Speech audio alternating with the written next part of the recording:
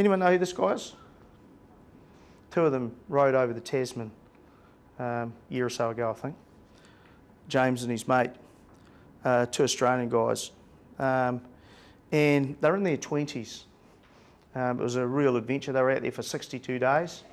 And they were, I think it was over 3,000 kilometres they rode. And this is what this guy had to say at the end of it. And I put this up here because I want you all to think about your businesses in this way. Honestly, if you can just think like this guy, you're making money. You will rise above a sea of sameness. You will take your business where it needs to be profitable. And I couldn't believe it. This is a 20-year-old kid said this. He said, adventure is not about being the first person to cross an ocean or the first person to climb a mountain. Adventure is about going places you wouldn't normally go. It's about pushing your own boundaries. It's about what happens within. Treat your businesses like an adventure, and not only will it be exciting, but you'll get other people excited about it as well. Honestly, this is the key to this stuff. Not focusing on the competition, not worrying about markets.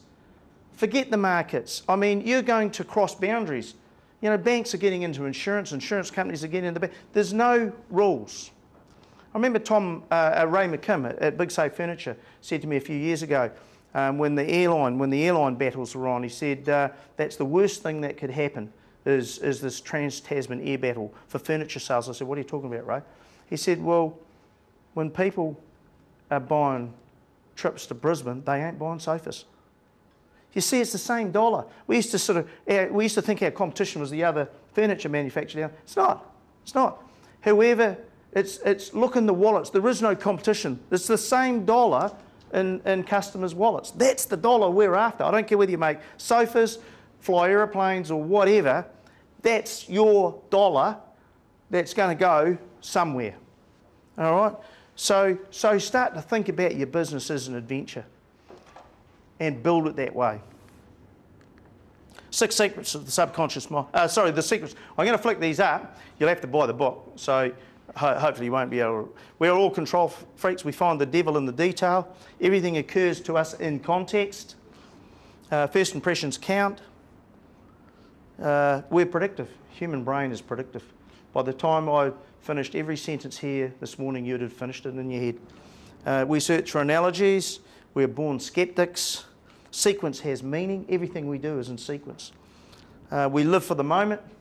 Who cares about tomorrow? We're all biased, whether we like it or not. Prejudices, that's the heuristic brain. We hunger for resolution. We're constantly being desensitised, and we love to gossip. And